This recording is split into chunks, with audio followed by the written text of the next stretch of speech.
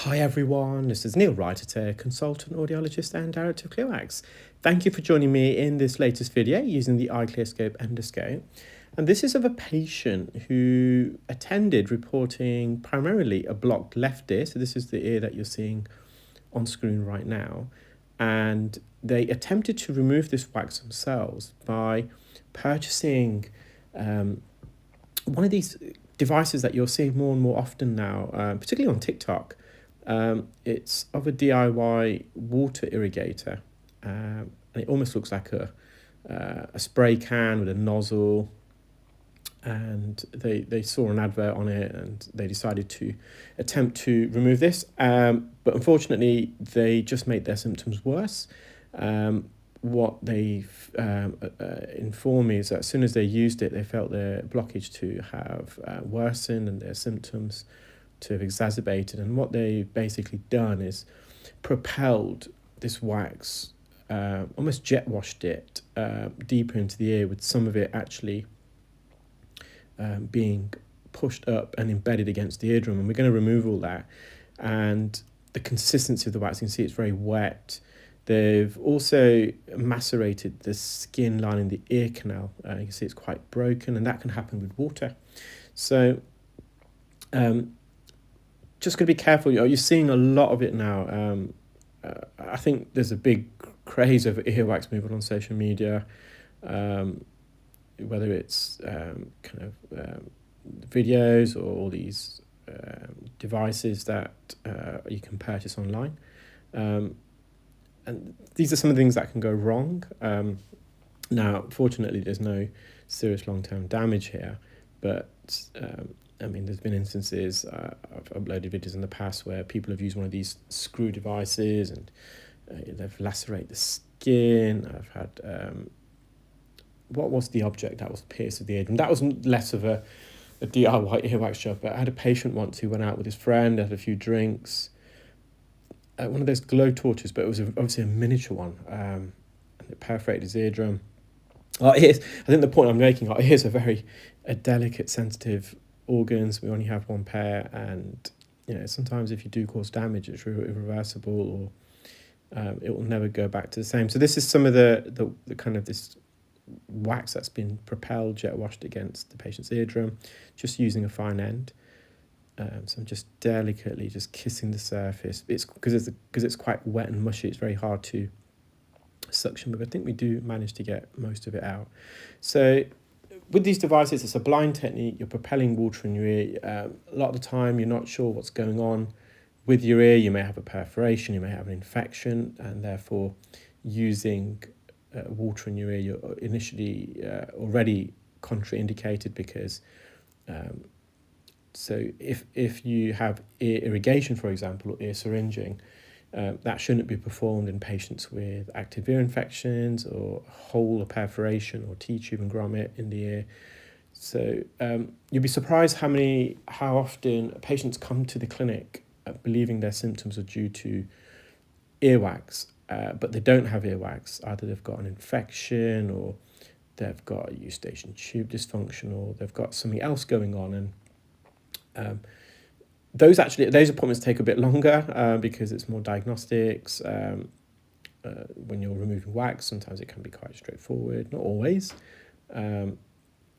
But so I think that, again, the point I'm trying to make is just be very careful what you see and what you read. There's that USB camera, and I was approached by, I won't name the professional body, but they wanted me to campaign against that because what one of the sellers were doing on TikTok, they were playing a professional earwax removal video. I think one of them might have been mine as well. And they were claiming that the device that this online USB is, what you're seeing on screen is actually is the view you're going to get with the USB device, which clearly it's misleading. And I went back to the professional body and I says, I don't want to open up old wounds, or I don't know what the phrase is, but I says, you want me to campaign against that, but you should reflect on some of the stuff that you've been advocating yourselves over the last few years. Yeah, so it's a big online market now. Now, I don't know whether this, you can see the skin is already dry and cracks. The first time I seen the patient, have they got underlying superficial otitis externa? They've got a very narrow ear canal, but the water's definitely not going to help. What the water does, it leaches away a natural thin veneer of wax. Now, wax is actually good for us. Wax lines the canal. Even if you look inside someone's ear and you can't physically see, pieces and lumps of wax, there's a thin, almost invisible coating that lines the ear canal. And what that does, the wax, because it's hydrophobic, it helps to repel excess water. And so in the absence of wax, which water can do, water can leach it away. It washes away this natural veneer of wax, and the underlying skin, the epidermis layer of skin, is hydrophilic. It starts to overhydrate, it absorbs too much moisture. The skin cells then swell and burst and they break down, so it macerates. This is kind of the appearance you're getting in this ear in particular. Also, earwax provides an acid mantle, so the ear should be mildly acidic. The acidity helps to inhibit the colonization and growth of bacteria in the ear that's pathogenic, that can lead to an infection. Now, our ears is full of bacteria and fungi. It's healthy bacteria and fungi when it's in the ear. We call it natural skin flora, and they require a mildly acidic pH, but water increases the pH level as well. So not only does it wash away the wax that makes the ear acidic, but water itself, it's more, at least in the UK, the tap water is more or less neutral, so it increases the pH, so it changes the environment of the ear where more harmful bacteria can thrive. A lot of tap water itself can contain particular bacterium that can lead to an infection in the ear. The most well-known one is Pseudomonas aeruginosa. Earwax is a natural moisturizer as well. It's sort of lipids, cholesterols, fatty acids, so it helps to moisturize the skin in the ear. So where we can put moisturizer on the external skin, we can't obviously put that into the ear, so the earwax is a natural moisturizer. Earwax is, I'm giggling because I just removed a bug from someone's ear. You might have seen the video. If not, you can scroll through my YouTube or whichever platform you're watching this on. It acts as a natural insect repellent because of the acidity most of the time. The bug I removed was a ladybird, and so they've got quite distinctive markings on the outer shell, but this ladybird had somehow, the outer shell was facing towards the eardrum. It's compressed right up against the eardrum, and the underbelly, because it was all brown, it looked like earwax. So, well, I knew it wasn't, I just felt something wasn't right, and I did say to the patient, although it looks like wax, I just don't think it is. What else does earwax do? It's sticky by nature, so any dust, dirt, foreign particles that enter the wax, it sticks to the wax on the surface. And wax generally in most people's ears, about 90 to 95% of the population, it migrates out of the ear naturally. The ear is self-cleansing. And that's because the skin that lines the ear canal and the eardrum, as it sheds, it moves sideways out of the ear slowly like a conveyor belt. So any wax sitting on the surface is naturally transported. It's aided by jaw movements near the entrance of the ear canal as well. And then your ear produces new wax. So it's continuously recycling the wax in your ear, replacing old with new wax. So the right side, they said they didn't use it as much. Some of the wax is a bit macerated. The skin is a bit cracked and broken, but overall it's a bit drier in this ear. So I'm just trying to peel this off the anterior canal wall because it's quite sticky. It kept blocking the tube. You can see the entrance of the ear is quite dry and cracked. In particular, the underlying skin here is also macerated. So I just want to move as much dead skin away and mushy wax away. So probably about 2/3 of the way into the ear canal. This is the anterior canal wall. So this is their right ear. Both ear canal entrances is quite narrow and slit.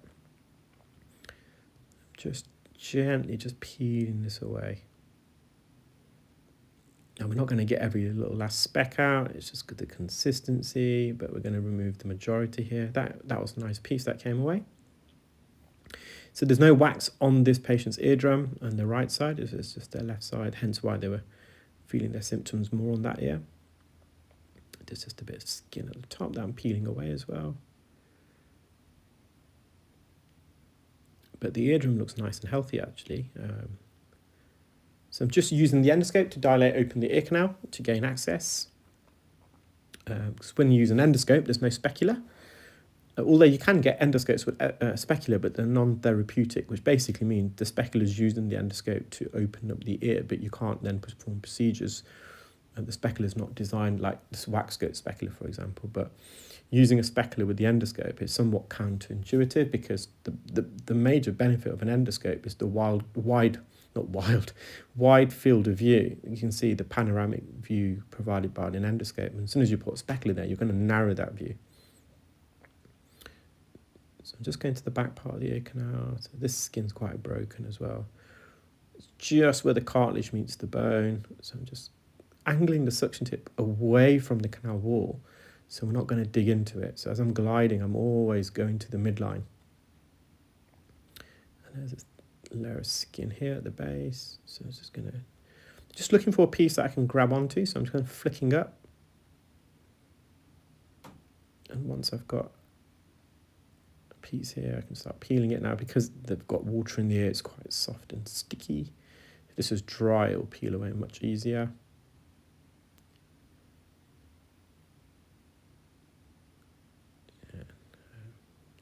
It's extremely thin. It obviously looks a lot bigger on screen because it's magnified, but you're probably looking at less of 1/10 of a millimeter there. So I'm just going to go to the top. So it's just a mopping up job now. It's going to get as much of this kind of macerated, broken, dead skin away. I think I'm using the 17 gauge fine end, which is becoming my favorite. So prior to myself developing the Rye ear canal suction tips, in the UK, I didn't even know other things were available. We were just kind of limited to your standard Zollner suction probe, which is about 2 to 2.1 millimeters in diameter, and then the fine end that we attach to the end of the Zollner to reduce suction power and the size of the suction tip. And that's about 1.2 millimeters there or thereabouts. But the 17 gauge, so that's an 18 gauge fine end that I'm used to using, but the 17 is just slightly larger, but still very quiet, but it has a bit more, it doesn't get blocked as much, and it just has a bit more suction power, which is useful. So yeah, just gliding against. We don't want to cause any further trauma to the ear canal, because the skin is broken and macerated, it's more susceptible to lacerations. It's basically more sensitive, so you can very easily cause damage to the skin. I have sped up the video just slightly, so I just wanted to get in underneath 15 minutes so I can upload to all platforms without doing it in parts. Just a bit of skin right near the eardrum and the anterior canal wall. I'm just going to back peel here. So this is probably the most sensitive part of the ear canal, that bone to the right, the anterior canal wall. So just be careful that we're not going to bump into that. This is a little bit of macerated skin. I'm not sure if it comes away. Yeah, more or less got that way. Now we can go on forever and ever trying to remove the last speck. It's, I've got the main bits out.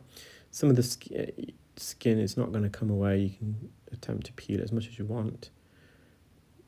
But I'm more or less happy with that. There's a bit at the top that I might try and peel, and a bit at the front of the right side of the ear canal. But I'm not sure this is going to peel. It might just cut away.